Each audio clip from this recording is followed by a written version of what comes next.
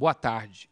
Hoje estamos aqui em Brasília, no Tribunal de Contas da União, para entrevistar o vice-presidente do TCU, ministro Benjamin Zimmer, que em dezembro deverá ser eleito presidente do TCU. E eu quero saber do ministro como é que você se sente como o primeiro judeu brasileiro a atingir o cargo máximo de um órgão tão importante como o TCU. Primeiro, quero agradecer, Osias, pela tua entrevista, pelo prazer de falar contigo e com os telespectadores. Dizer que é uma honra enorme a assunção do cargo de presidente do tribunal. É óbvio que depende de uma eleição, eu estava te explicando isso, mas há uma praxis do TCU de que o ministro mais antigo deve assumir a presidência, então provavelmente socorrerá. E é óbvio que serei o primeiro presidente judeu, acho que também não houve outro ministro judeu no Tribunal de Contas da União.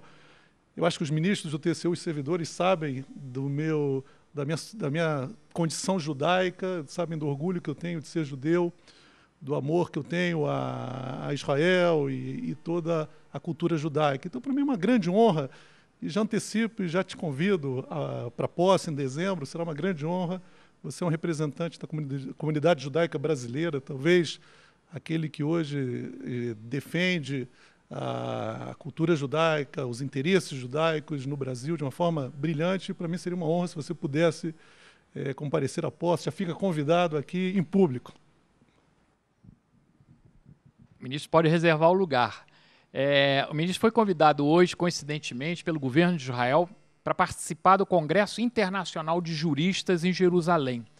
Ministro, você que arranha um pouco o hebraico, é um apaixonado pelas coisas de Israel, como é que você vê essa emoção de ir lá representar o povo brasileiro nesse congresso?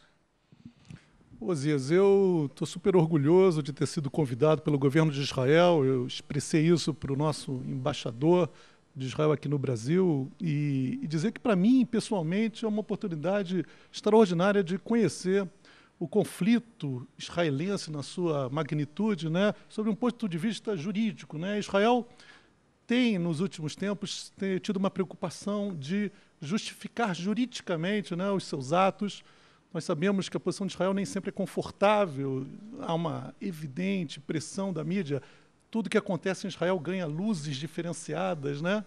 Mas é interessante que o governo de Israel, em vez de adotar uma posição reativa, ele tem uma posição proativa e convida, né, pessoas do mundo todo na área do direito, né, para que possam entender sobre diversos ângulos o problema de Israel, os problemas de Israel, o conflito árabe-israelense, o conflito palestino-israelense, sobre um ângulo jurídico também. E aí menciona até o último problema que houve na questão do navio, né, na abordagem que foi feita no navio, e verificar também sobre o prisma do direito internacional, a ação de Israel. E Israel, eu li no jornal hoje, e fiquei muito feliz que Israel está aberto a uma comissão da ONU para que se possa fazer uma investigação acerca do que ocorreu. Pois eu acho extremamente útil, extremamente relevante essa postura do governo de Israel de deixar tudo transparente, esclarecer e convidar pessoas para que possam entender melhor a problemática israelense. Ministro, como é que você vê a participação de membros da nossa comunidade judaica na vida pública brasileira, em vários cargos, em vários poderes, em vários setores? Olha, eu acho que isso representa a contribuição do povo judeu para o Estado brasileiro. Eu acho que a nossa contribuição é natural. Eu estava, há um mês atrás, com o nosso deputado Feldman e com o deputado Marcelo Itagiba, nós nos encontramos aqui, e é sempre um encontro diferente, porque nós acabamos falando dos problemas políticos, dos problemas de controle financeiro do Estado brasileiro, mas é claro que sempre falamos do nosso passado, de quem nós conhecemos, da escola judaica que frequentamos, e acabamos sempre tendo um elo comum e há, obviamente, que um oxigênio diferente quando nós nos encontramos. Eu acho que a comunidade judaica está muito bem representada no STJ.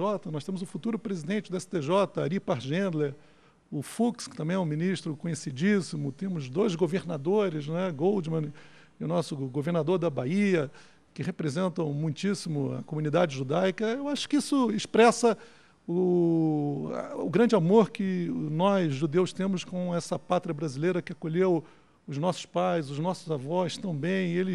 Eu me lembro do meu avô sempre dizendo do orgulho dele ser brasileiro, né? Ele se naturalizou brasileiro, e isso ele passou de pai para filho, para o meu pai e para mim, e eu me sinto muito orgulhoso de ser um judeu brasileiro e de alguma forma contribuir para que esse Estado brasileiro seja realmente um Estado importante, com justiça social, com ética. Isso eu acho que a comunidade judaica está contribuindo muitíssimo, e eu acho que isso é percebido, pelo menos aqui no TCU, por todos os meus amigos aqui do tribunal.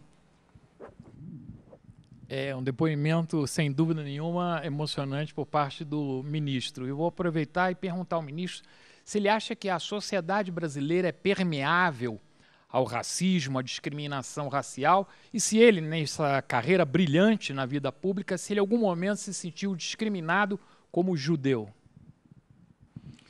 Osias, eu estava até querendo me lembrar de alguma coisa que pudesse ter me atingido nesses 19 anos de Tribunal de Contas, né? E a resposta é um sonoro não, né? Pelo contrário, muitas vezes eu sou perguntado pelos meus amigos do tribunal, servidores, ministros do tribunal, sobre a vida judaica, sobre os costumes judaicos, a religião judaica, né? Eu percebo que, no fundo, há uma curiosidade muito grande, né, sobre a vida de um judeu. Eu me lembro que aqui em Brasília não é fácil fazer um bar mitzvah, né? Nós compomos uma comunidade muito pequena, temos a CIB, que é muito bem dirigida, mas é pequena. E na época do bar mitzvah eu convidei todos os meus amigos do tribunal, e todos ficaram assim muito curiosos e acharam a cerimônia belíssima, né?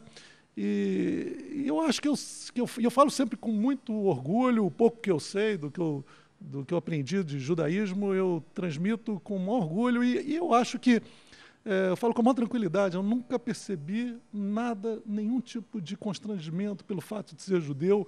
Pelo contrário, eu acho até que, de certa forma, acho que o povo brasileiro admira naturalmente o povo judeu, e conhece a importância do povo judeu na formação das raízes da nossa história, né? Na contribuição que nós demos à história brasileira. Eu cito o ministro Vilaça, o nosso presidente da Academia Brasileira de Letras, que é um grande estudioso do que ocorreu em Pernambuco, né? E da contribuição dos judeus na época dos holandeses e da ida dos judeus a Nova Amsterdã, Nova York. Maurício de Nassau, e ele me enchia de livros e discos, e com estudos sobre o assunto. Acabei me tornando um expert, e eu brincava com o ministro Vilaça, dizendo que nunca Pernambuco e Israel tiveram tão unidos, né? E que ele daqui a pouco teria que colocar, ele tinha uma bandeira de Pernambuco sempre atrás da sua poltrona aqui no TCU. Eu iria mandar também a de Israel, para que ele também se sentisse representado. Mas então eu digo, o ambiente foi sempre extremamente aberto, muito caloroso. Eu honestamente não sinto. Aliás, essa é a característica do Brasil, né? Essa abertura que a sociedade brasileira tem para a pluralidade, para o que é diferente, né? Essa capacidade de convivência entre pessoas diferentes, povos diferentes, culturas diferentes. Então, o que nós sentimos como judeus, outras minorias, eventualmente, sobre características diferentes, raciais, étnicas, culturais, se sentem também no Brasil confortáveis, né? E eu acho que isso é um marco do Brasil, é algo que o Brasil tem que exportar para o mundo, né? Eu diria que é o grande traço cultural de orgulho do povo brasileiro, essa pluralidade, né? Então, a verdade é que nunca senti nenhum tipo de constrangimento, e falo isso com muita tranquilidade. Você me faz lembrar, ministro, minha avó polonesa veio na década de 30, fugida da Polônia, do racismo, para o Brasil. E ela me dizia que, onde quer que o judeu esteja, ele tem sempre em seu coração spintalit, que diz, é o pontinho, aquele brilho judaico. E ouvindo tuas palavras, isso me comove e me remete às histórias da minha avó. Estamos no mês de Elul agora, o mês de Rosh Hashanah, do Ano Novo Judaico, e do Yom Kippur, o Dia do Perdão. E eu queria, ministro, que você encerrasse a nossa entrevista mandando uma mensagem à comunidade judaico-brasileira em relação a essa festa. sem dúvida, Osias, eu quero desejar a todos os judeus brasileiros um Shana Tová. É um momento do Rosh Hashanah e do Yom Kippur, é um momento importante para a comunidade, sob o prisma pessoal, mesmo para aqueles que não são religiosos. O Yom Kippur, em particular, é um momento de parada, de reflexão, de pensar na vida, num compromisso ético que se tenha consigo mesmo, com Deus. E essa é uma marca do judaísmo, né? As regras éticas, né, que devem ser seguidas e o compromisso de se ter um conjunto de balizamentos que levem para uma vida, uma vida saudável, uma vida que renda frutos, uma vida que seja capaz de gerar benesses para as outras pessoas também, não só para si mesmo. Então, é o que eu desejo a todos os telespectadores, que tenham um feliz ano novo, um Shana Tová maravilhoso, e que todos, afinal, consigam o desejado no futuro ano. Ministro, Shana Tová para você e até 15 de dezembro. Shana Tová. A gente espera aqui, hein? Se Deus quiser. Compromisso perante a tua audiência. Isso. Muito obrigado.